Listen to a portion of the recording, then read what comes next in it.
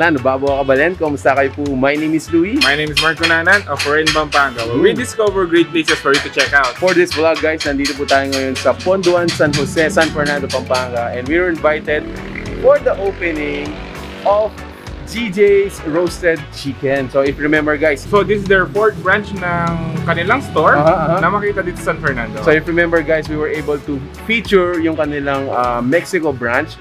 And meron tayong ano doon, challenge tayo doon, sa 2,000 pesos yung nakuha doon. Sayang, pero mamaya meron tayong mag-challenge and titingnan natin kung makukuha niya. So if you wanna know more about this guys, samahan niyo po kami. So tara, let's go!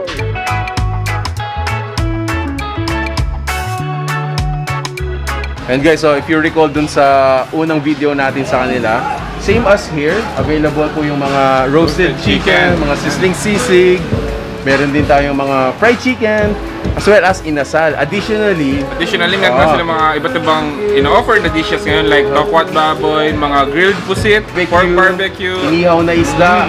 So this place is gonna be like one-stop shop for your ulam, for your pulutan. At the same time, mga quick meals, no? Yes. Napakaganda ng ano nila, ng lugar nila. Actually, it's clean and napaka-accessible niya sa mga tao. Malapit siya sa palengke and sa mga tao dito sa San Fernando. Alright.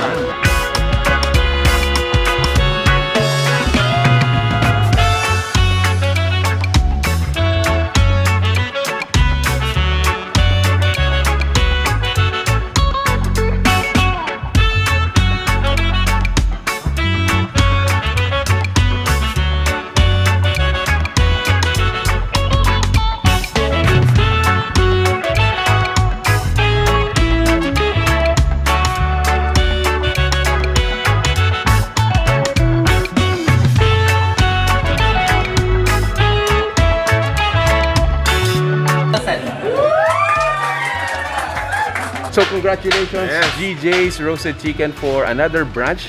Successful opening po ngayon sa San Fernando, Pampanga. Congratulations din dun sa nag-franchise, no? Yes.